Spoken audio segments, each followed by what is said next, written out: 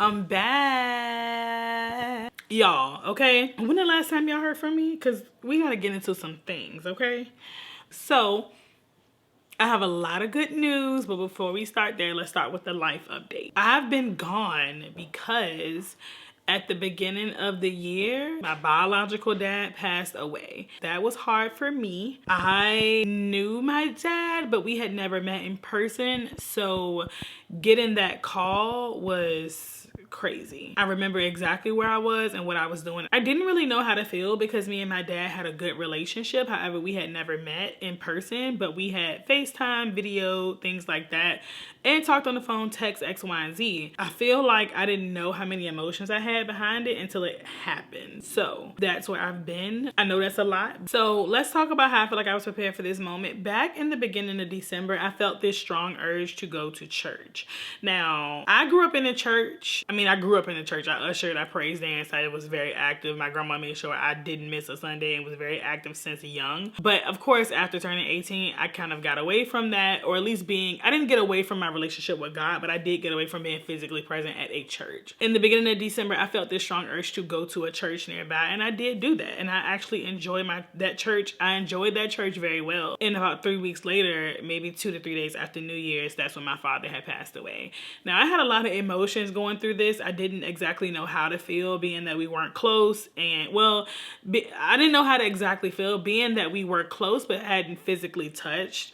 Unfortunately, it left me feeling a lot of different emotions. I felt confused. I was a little upset. I felt like I didn't really get to experience someone and, X, Y, and Z. But also, I just felt I felt in a place where I hadn't been before. During that time in my life, it was hard, but I also was at a lot of peace. I think that had a lot to do with the idea that I felt the urge to go to church a couple weeks ago. And what I feel is that gave me a lot of peace, a lot of clarity when it came to dealing with the situation, because y'all, it got messy. I am my dad's only child, and he was not married, and I had not met any of his family members. So a lot of us, including me, can lead off of emotions, and sometimes that really doesn't work best, especially in an already stressful situation. But I feel like the level of strength and the level of peace I had only came from the fact that I was able to grow my relationship with God in just those short 3 weeks, that when my time came to lead into my purpose, I was absolutely ready, more ready than what I thought. And I'm continuing to grow that relationship. I feel like this is my last year of my 20s. I'm leading into my 30s, and I feel very different on the inside. And I can also say, since that first week of being back into a worship hall with people who actually share the same goal and the same passion of loving God, I feel like I feel completely different. I didn't expect myself to be in a situation like this so young, just because, who doesn't think everybody's gonna live forever, right? Okay, we understand the inevitable. However, you don't really think about it like that. This forced me to really do a lot of thinking, a lot of deep digging, a lot of self-caring and diving and intentional work to understand where I stand with how I feel. But I had to kind of come to grips that I got to experience my dad. I got to argue with him even though we didn't meet. I got to laugh with him. I got to make jokes with him. I got to ask him for advice. I got to complain to him. I got to experience every single emotion that I felt in my natural life with my dad. Even though we didn't have a physical connection, that didn't change the experience that I got to experience with him. So I'm grateful for that. I'm still going through a grieving process. It's not easy because essentially what I feel is that piece of what made me who I am, whether they were physically there or not, physically there to create me is still physically there to that degree, to me technically. In my truest or rawest form of my emotion, I feel that a piece of me is missing because I biologically can't call that person or ask questions about, hey, did you like the color orange? Because I don't like it either. It has to be genetics, right? But I have learned something on my walk with God, is that God understands exactly what you feel and in what moments you feel that way. But it's a bigger plan than that, and it's something deeper going on. It's a bird's eye view that we can't see. And that's that, People ask me, am I okay? People have asked, are you okay? And I always say, I'm a day-to-day person. If you don't know much about me, I'm a very, very day-to-day person. I can see the big picture. I can look at big pictures, but I do not focus on big pictures. I don't focus on big pictures because big pictures essentially make me feel like I have a lot to do, right? And essentially, you do have a lot to do. But the other part of it is that I prefer drops in the bucket. I've realized that about myself, and by drops in the bucket, I mean, I prefer slow and steady pace efforts than focusing on the bigger picture and having anxiety about what I have to do. I have 100 things to do. I have to worry about this. I have to worry about that. I got to go here, there, everywhere. And it allows me to really be intentional and sit in my day. So I'm saying that to say, if you lost a parent or if you have been through something like that, I understand. I understand. Now, I will say it's been a trying year. That happened right after New Year's, which was like on like the 4th or the 5th. And it took me into like the first week of February to really try to rebalance my life, right? And then February, some things happened as well. I ended up catching COVID and got sick. The whole house got sick.